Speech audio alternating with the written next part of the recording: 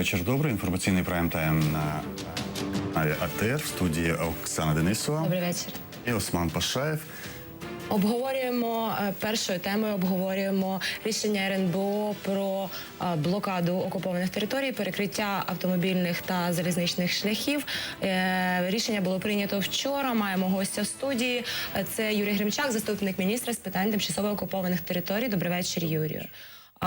Насамперед роз'ясніть, будь ласка, нам рішення РНБО, оскільки, якщо ви знаєте, про що там саме йдеться, оскільки толком ніхто не зрозумів. Вийшов Олександр Валентинович Турчинов, секретар РНБО, і сказав, о 13-й годині сьогоднішнього дня, значить, будуть перекриті всі автошляхи та залізничне сполучення з окупованими територіями. З іншого боку, тимчасовим порядком перевезення товарів та послуг, попереднім, який вступив в дію пару днів тому, передбачено перетин для певних категорій товарів через офіційні КПВВ. Роз'ясніть, які автомобільні шляхи закриті і чи закриті КПВВ, офіційні контрольно-пропускні пункти? Дивіться, 2 дні тому, до рішення РНБО, за 2 дні, президент України сказав, що після того, як бойовики фактично, рейдерське захоплення, це, мабуть, все-таки інше, да? Тобто віджали фактично всю власність, яка була зареєстрована на території України, а виробничі потужності були на неконтрольованій території. Поставки на ці підприємства ми робити не будемо. І фактично заяву було оформлено як рішенням РНБО. Сьогодні воно вже є, його вже опублікували. Президент підписав, його вже опублікували, воно вступило в дію. Що відбулося? Сьогодні повністю зупинене залізничне сполучення, тому що, і автомобільне. В тому, що стосувалося саме тих підприємств. Тобто там, як відбувалася діяльність цих підприємств, щоб було трішечки зрозуміло, да? Підприємство зареєстровано на нашій території. Будь-яке підприємство, мається на увазі, саме там металургійний комплекс, гірничний комплекс, це комплекс, це досить великі такі потужності, і для функціонування, у мене колись там знайомий генеральний директор, він розповідав, що для того, щоб видобути тонну вугілля, треба 2 тонни всякого різного туди запихати в шахту. Тобто, зрозуміло, воно трохи утрировано, але це правда. Тобто, треба там конвеєрні ленти, запасні частини, ролики для цих конвеєрів, запасні частини для комбайнів.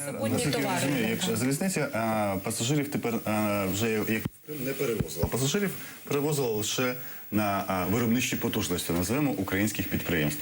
На острівці, як назвав президент. Фактично там, щоб відбулося, було велика кількість. Але питання про контрольно-пропускні пункти, вони зараз закриті? Вони повністю закриті, про перевезення мається на увазі будь-яких вантажів, але особисті авто проїжджають, і пропускна система людей діє, і діє постанова Кабміну про те, що 75 кілограмів з нашого боку можна перевозити. На одну людину?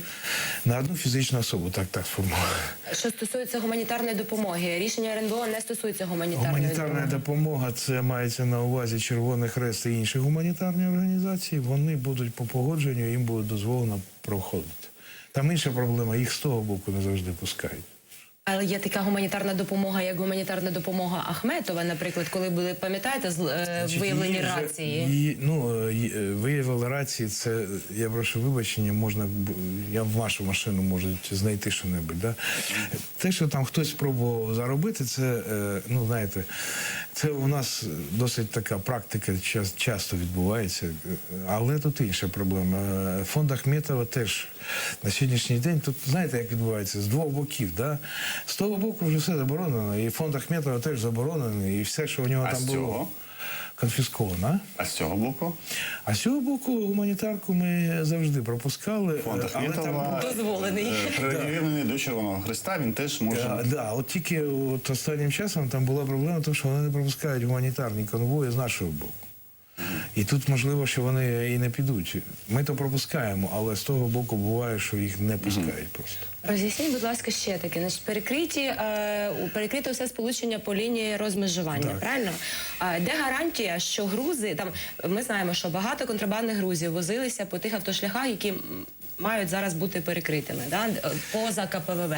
Де гарантія, що всі грузи не підуть через Харківську область і через Російську Федерацію, як вони все життя ходили контрабандою Ну, до цього часу? Як на Крим йде, наприклад. Я вам скажу, що це можливо, але яким чином це зупинити? Ну це ми коли от я виступав Перекрити повністю автотранспортне сполучення з Росією, з якою у нас війна, наприклад. Іде через Білорусь.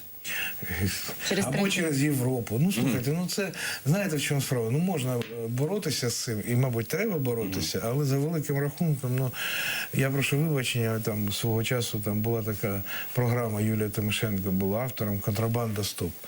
Що вона тільки не робили? І рили окопи на кордоні, там і шляхи перегороджували, і все. Але контрабанда це Welcome. воно завжди є.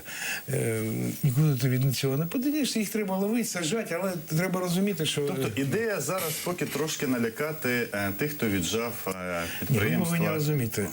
От дивіться, в минулому році в Україні Російська Федерація і ОРДЛО вже об'являли блокаду. Вона була 45 днів. Я от думаю, що це була помилка наша, і я прошу вибачення, що ми про це нікому не казали. Ну, тобто на ефірах ми про це не казали. А вона була блокада, вони не поставляли вугілля, вони не поставляли багато чого. Коли саме це було? Це було влітку на початку осені. 16-го року. 16 року. Головна вимога, яка тоді була, вона звучала таким чином. Росія фактично вимагала, щоб ті підприємства, які зареєстровані на території України, були зареєстровані на території так званих ОРДЛО. І податки йшли в ці фейкові республіки. І тоді, причому план по віджаттю цих підприємств вже був тоді, і було зрозуміло, що це можливо. Але на той момент, і все це відбувалося в Мінську, на той момент стало зрозуміло, що якщо буде віджата таким чином власність на території ОРДЛО, Російська Федерація отримає додаткові санкції. І вони на це не пішли, і фактично все звернули, і на цьому все закінчилось. А зараз? А зараз що відбулося? Фактично відбулося те, що наші, вибачте, ну я інакше патріоти, да, вони вийшли і заблокували з нашого боку. І під шумок цієї блокади цей план був використаний. І сьогодні, якщо ви подивитесь, введення санкцій відносно Російської Федерації стосовно віджатого майна, став тяжче. Тому що в них є нормальне пояснення. Ми рятуємо людей, там, так далі, тому подібне. Бо ці підприємства, вони могли пропасти. І от я прошу вибачення, чому я там досить часто про це кажу, що в мене таке враження, яке переходить впевненість, що оця блокада, вона була зроблена руками наших людей, а в інтересах Російської Федерації. В інтересах Російської Федерації. Я хочу нагадати, що не продовження санкцій стосовно Російської Федерації. Це не продовження, це було і не введення нових. Це скоріше наша причина в нашій недолугій позиції в Мінському процесі, яка набагато глибша, ніж сама блокада. Чому недолуга? Ну тому що це довго пояснювати, тому що ми в переговорах програємо. Можна спитати, де? В Мінській групі. Ну, в чому ми програємо? В Мінській групі переговорах. Ну, ми досі не досягли того, що попідписували по Мінських угодах. Ми не досягли припинення вогню. Президент же сказав, що ви поверніть підприємства і хоча б перший, другий пункт. Слухайте, вибачте. Можливо, час нам нагадати.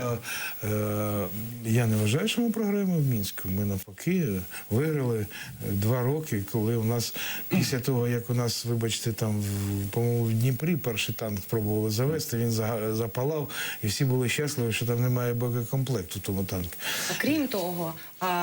Крім того, європейські партнери і американські партнери, які виступають нашими гарантами, вони мають до нас претензії стосовно корупції, рівня корупційного в державі. Я прошу вибачення, хто вам це сказав? У мене різні експерти, я збираю думки. Ми спілкуємося і з американцями, і з Європейським Союзом.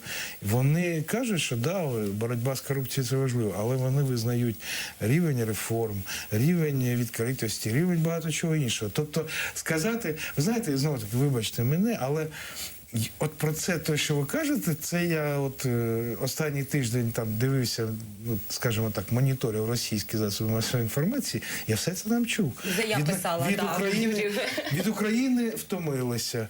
Від України втомилися. Корупція страшенна. Це правда. Жити стало набагато гірше, Янукович кращий. Гірше за Януковича немає, це єдине, що я не підтримую. Але рівень життя впав. Ви розповсюджуєте. Я вам ще раз кажу.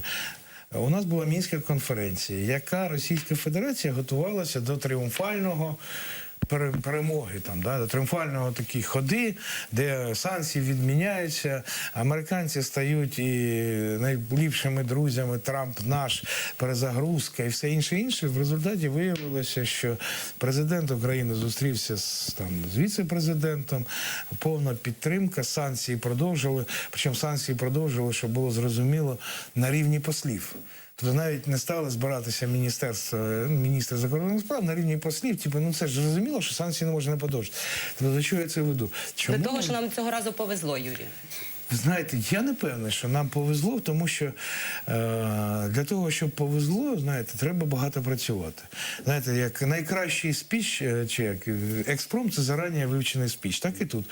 Будь-яка перемога – це не результат того, що зірки стали таким чином. Якщо ми говорю, то ми не встигнемо до закону дійти. У нас дуже багато запитань. Добре, я просто, ви згадали блокаду, блокаду добровольців, яку очолила одна з політичних сил і використала цих добровольців. Мені не подобається слово добровольці, бо коли там... А яке слово вам подобається? Назвіть їх блокадники. Вибачте, там із добровольців було 6 людей, і у яких, правда, не було... Я не кажу добровольців АТО, я кажу просто добровольців, які погодилися блокувати. Давайте про терміни хочу. Це блокадники. Зараз у тебе щоденник блокадника є. Я просто підібрала, щоб ви розуміли, просто підібрала хронологію заголовків новин, починаючи з оголошення блокади блокадниками, яку в підсумку я нагадаю, що внаслідок цієї блокади одним з результатів стала блокада з боку держави. Отже, зачитую. Це не наслідки. Це наслідком стало те, що Україна за великим рахунком була позбавлена податків, валютної виручки, робочих місць на території, які ми контролюємо. І в результаті відбувся віджим власності нашої. Не тільки, от вибачте, не тільки Ахметова, Нусенкіса, Тарути. Тому що Алчевський... Вони, може, не прекрасні люди, але Алчевський металургійний комбінат давав роботу не тільки людям там, в Алчевській, але й на нашій території.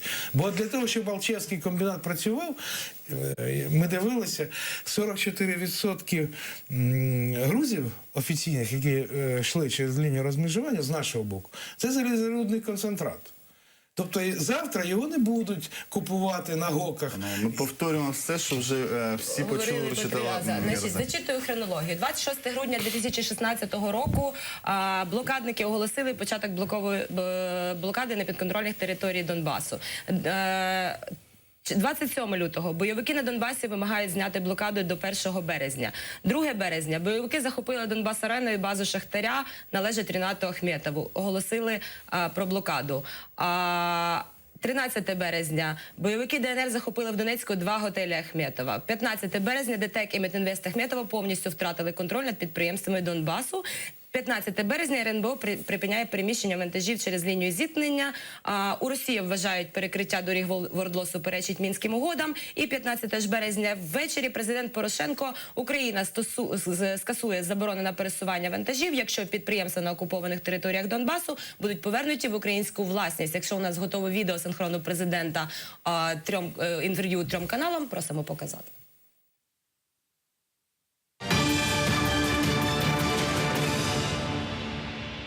Але там все ще залишалися островки України, де зарплати виплачували в гривнях, і це були єдині місця, де функціонувала українська національна валюта.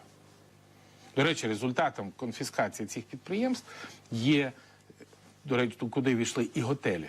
Що раніше місія ОБСЄ в Донецьку зупинялася в одному з готелів і платила за послуги, які їм надавалися, українською гривнею.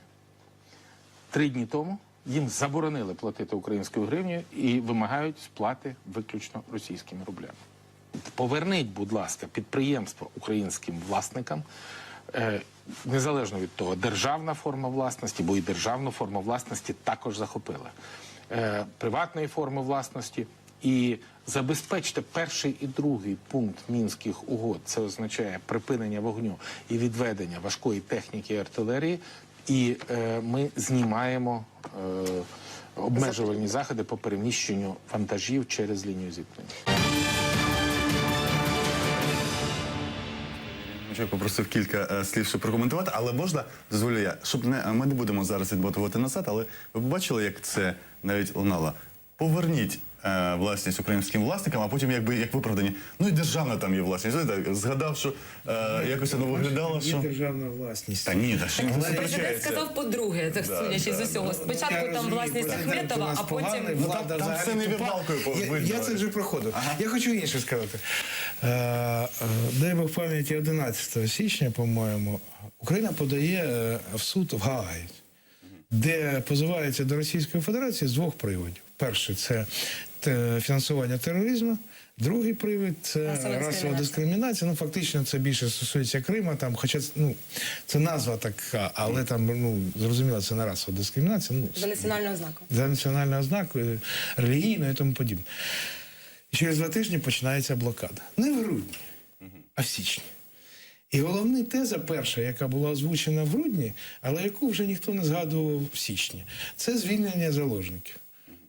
Питання, кого-небудь звільнили? Ні, правда. Тепер друге питання. Яка стала головною теза? Головна теза стала, що це торгівля на крові. Класний меседж, який видумали не в Україні, я одразу кажу, це я точно знаю. І ще одне. А після цього в суді в Гаазі, коли ми свої докази представляємо, представник Російської Федерації фактично цитує блокадників, керівників блокади, і каже, що Україна торгує з цими територіями і утримує їх, і там вони на ці гроші купують там щось таке. Тобто, я ще раз кажу, я розумію, що можна погано вважати, що президент поганий, але в даному випадку це чиста операція Російської Федерації, в тому числі для того, щоб в Гаазі, використовуючи, в чому проблема? Там же люди виступали не просто так, люди з вулиці. Для суда в Гаазі і Парасюк, і Семенченка. Це не дуже розумні люди з точки зору моєї, але вони є для Гааги народні депутати України, члени українського парламенту. Ми повернемося до цього обговорення. Ми маємо скайп або телефонним зв'язком. Ми маємо поговорити з заступником голови Нацполіції В'ячеславом Аброськіним, який знаходиться у Донецькій області. В'ячеславе, чи чуєте ви нас? Добрий вечір. Да, доброго дня. Добрий вечір. Скажіть, будь ласка, ми хотіли спитати у вас про Нацполіція контролює, як ми розуміємо, виконання рішення РНБО. Розкажіть нам з місця, як це відбувається, чи є затори біля КПВВ, чи як перевіряються вантажі, і чи справді там перекрито все? Я не знаю, кто в студии находится, но я вот стоял, слушал. Мне этот человек довольно приятен по одной простой причине. Я на протяжении 3 лет работаю в Донецкой области и, в принципе, уже понимаю всю составляющую Донецкой области. Правильно сказали о том, что все промышленные предприятия оккупированной территории и не оккупированной между собой связаны. И когда блокадники, так называемые, захватили тепловозы, заблокировали дорогу, они сделали так, что эти предприятия, которые находились на оккупированной территории, но приносили деньги в казну нам, государству Украины, лишили нас теперь этих денег и лишили нас этих предприятий. Теперь эти предприятия захвачены. А это более 100 тысяч людей, которые не принимали Ми почули економічну складову. Ми хочемо все ж таки від Нацполіції щоб не економічні висновки робилися, а запитання моєї колеги Оксани, це я Осман Пашаєв, один з ведучих, а Оксана, моя колега, спитала про те, що зараз відбувається на контрольно-пропускних пунктах, чи є затори, і чи, можливо, є спроби там іншими шляхами відновити сполучення з окупованою територією. А вот теперь то, что касается решения РНБО. В настоящее время мы вчера с Национальной гвардией Украины и все правоохранительные органы провели подготовительные работы по установлению дополнительных блокпостов, по оборудованию их, составлению маршрутов, где, возможно, может быть контрабанда. Никаких очередей не наблюдается. Тщательно досматриваются автомобили, тщательно осматриваются грузовые автомобили. И только сегодня я могу сказать, что более 5 фактов уже зарегистрировано попытки прохода контрабандных грузов по автодороге Троицка, Верхнеторецка. Що везли? То есть работа эта идет, набирает обороты. И я думаю, это только будет во благо нашей страны. А що намагалися провести, от Оксана запитує? Что? Що намагалися провести? 5 випадків провозу, ви кажете, нелегального. Що намагалися провести? Это я вам что говорю, что только на одном созданном посту контроля. Ну так нам не на ньому. Що затримали? Це був заступник. В'ячеслав Амброськін, заступник голови Нацполіції, Я перервався навіть не встиг зв'язок. йому сказати, що людина, якому приємно, заступник міністра з тимчасово окупованих територій Юрій Громчак, з яким ми продовжуємо бесіду. Да, так от, ви говорили точніше, що сама операція щодо блокади придумана не в Україні. Припустимо. Але ми розуміємо прекрасно, що торгівля на крові так само небезпечна, як і піар на крові. Да? Тому ми не говоримо про блокаду, ми взагалі не хотіли їх торгових обговорювати. і фінансових відносин з неконтрольованою територією. Ну не було цього. Всі розрахунки йшли на територію України в українській банківській системі. Тобто, якщо треба було завести туди вугілля, да? А вугілля, між іншим, і на територію ОРДЛО завозилось з нашої території, бо Старобешівський ТЕЦ використовує вугілля з Павлограду. Ну, там є особливості цього вугілля, і там вона налаштовує. Юрій, ви зараз дуже щирі, що там ніяких фінансових... Ну, дивіться, дивіться, ви про той же Алчевський комбінат кажете, що ми маємо повірити, що всі робочі Алчевського комбінату вивозилися в день зарплати за гривнями на українську територію? Слухайте мене, ми зараз говоримо... І так воно відбувалося? Тобто туди гроші не завозилися? Не завозились гроші. Хоча 31 березня минулого року була прийнята постанова Верховної Ради про захист прав людей. І там по результатам слухань, які були 16 березня в тому ж Верховній Раді, згідно цієї постанови було створено міністерство, де я сьогодні працюю.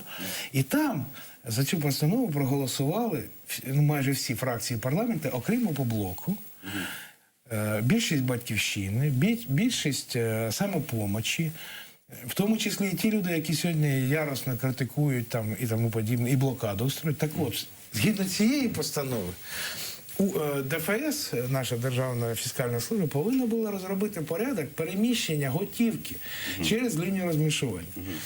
І ще й готівку туди Я вам ще раз кажу, це постанова Верховної Ради. Я є державний службовець, який зобов'язаний виконувати в тому числі закони, Конституцію, закони і постанови Верховної Ради, укази президента. Укази президента і постанови Верховної Ради, так. Так от, я коли це відкрив свого часу, я дуже здивувався. А багато чого іншого там ще було. Але до цього часу готівка через лінію розмежування, окрім якщо там її там провозили десь таємно, офіційно жодного разу не перевозили.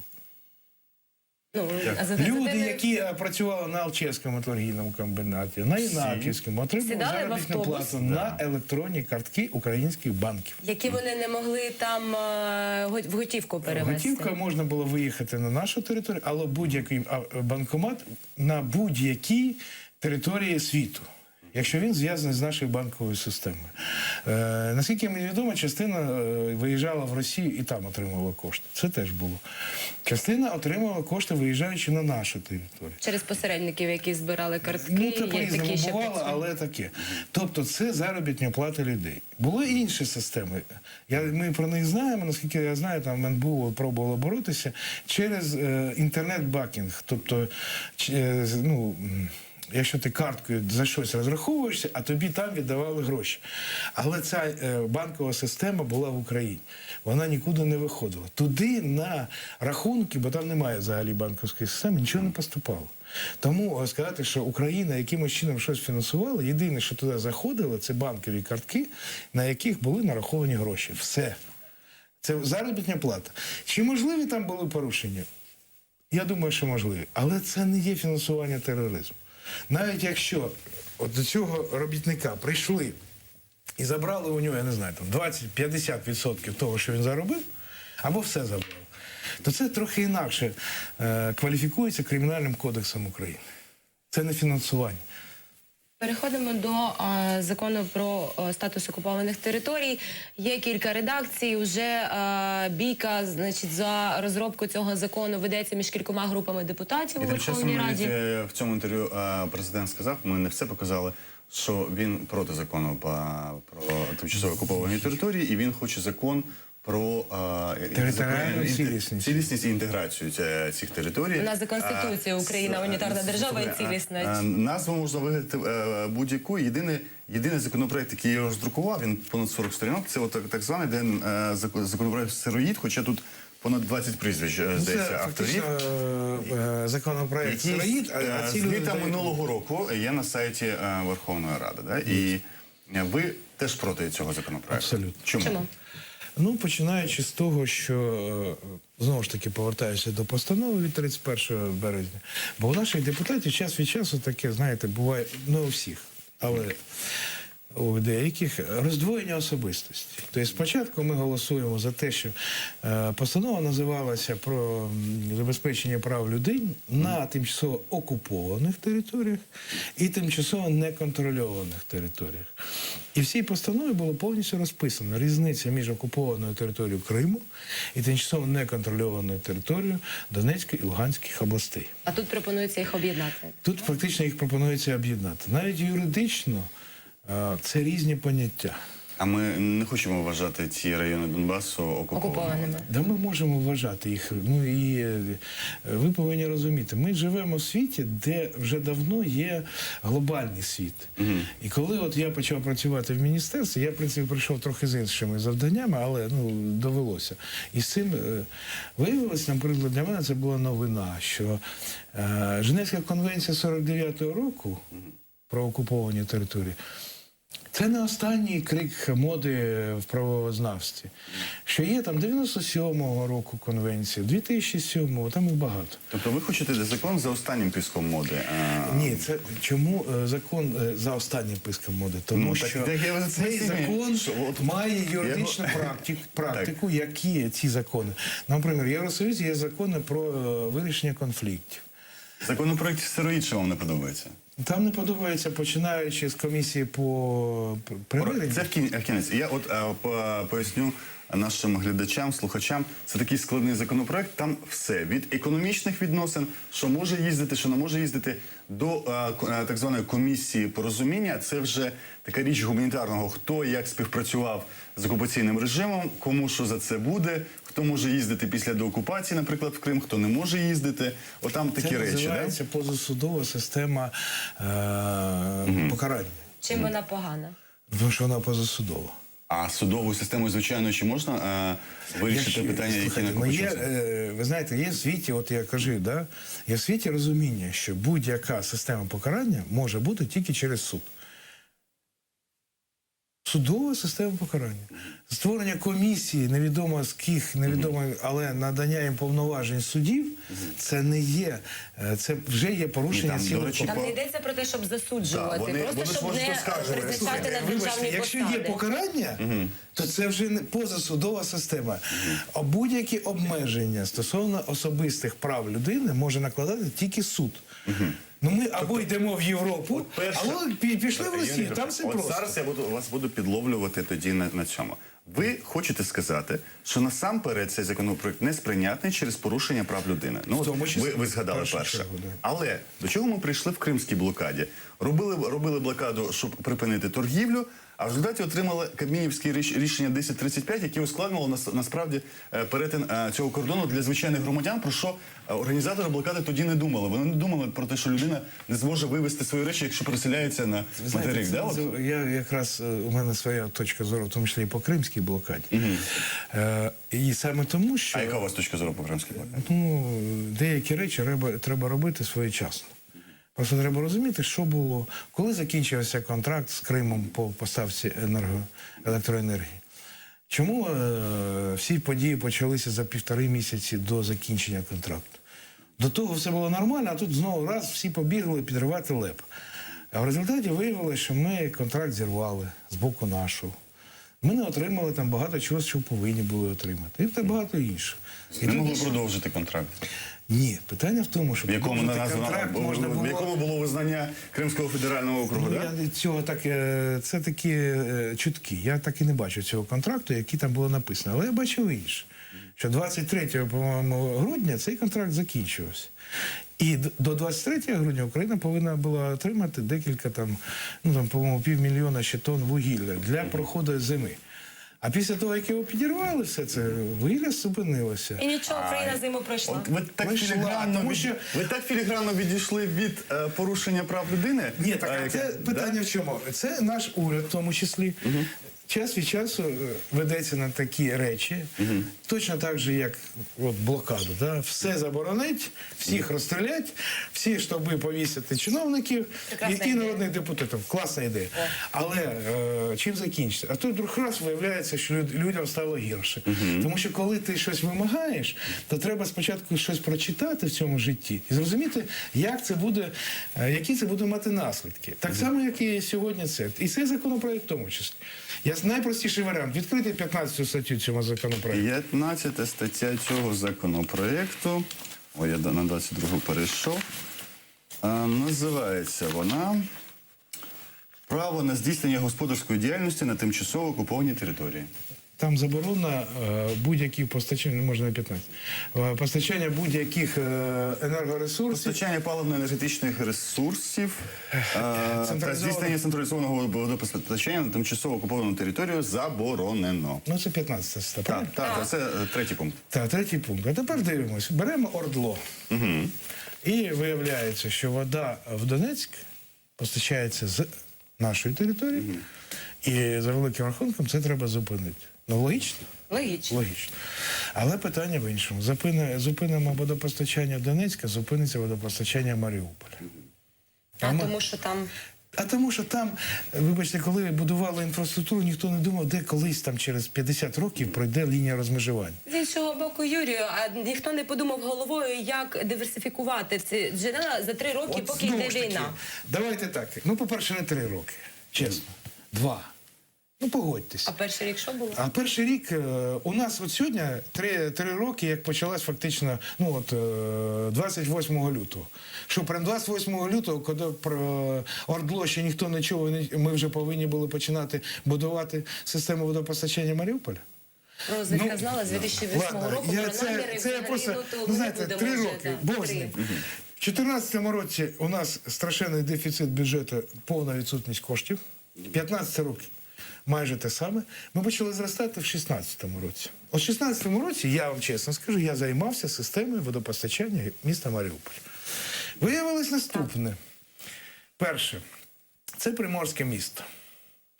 Власних джерел водопостачання є так звані скважини. Були проведені там всякі різні там заміри. Виявилося, що інколи балансу скважин вистачає, інколи ні.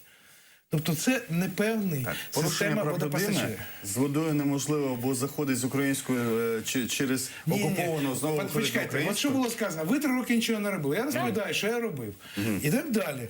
Є система водопостачання з Дніпра, протягнути ще один канал фактично, і забезпечити водою не тільки Маріуполь, але й всю приморську зону Приазов'я. За великим рахунком це можна було.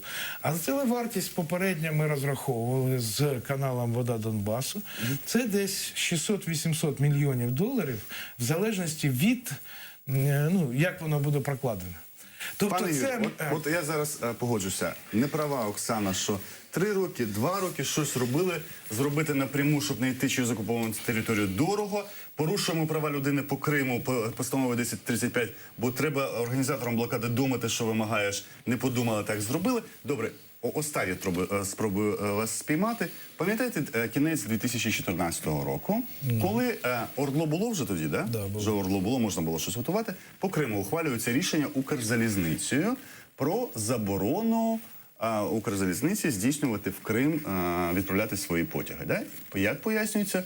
Загрозою тероризму, да? Те, що Україна не може контролювати. І лише під час кримської блокади ми дізнаємося, що гілочка, яка на Фірташа йшла, там загрози ніякої не було. Тобто тут у нас йдуть потяги, там загроза, а тут йдуть потяги в Крим, і там загрози немає. Оце як відбулося. І блокади не було, і не було сценаристів із-за кордону, да? і про торгівлю на крові не робили, а робили, та ж влада була чи ні? Що це було? От взагалі, влада була різна. з влади мені ніхто ще не відповів, що це було з залізницею тоді. От чесно, я тоді не був владою. Я радником став в жовтні цього місяця. Але знаєте, в чому право? Навіть та влада теж була моєю владою. Бо це моя країна, і це була моя влада. Я вам більше скажу, я вважаю, що багато рішень, які приймала влада протягом конфлікту, вони були не завжди правильні. Я би так сформував. І це стосується не тільки Криму, але й ОРДЛО так само. Є багато речей, які треба було робити, а є багато речей, які не треба було робити. Пішли і влади. І сьогодні ми знаходимося в тій ситуації, коли те, що не треба було робити, треба робити зараз, а те, що треба було робити і не робилося, теж треба робити Так зараз. що треба робити? Все, не треба законопроект стероїд. Викидаємо його, викинь його туди. Я його викинув вже все, давно, він викинь. у мене теж Нема Нема законопроекту. Що треба робити? Що треба, да. Який закон чи У два? нас є сьогодні, от знову ж таки повертаюсь, да? Я працюю з документами, багато чого. Да? Тобто є постанова Верховної Ради, де розписано, як і що, фактично це стратегія деокупації цих територій.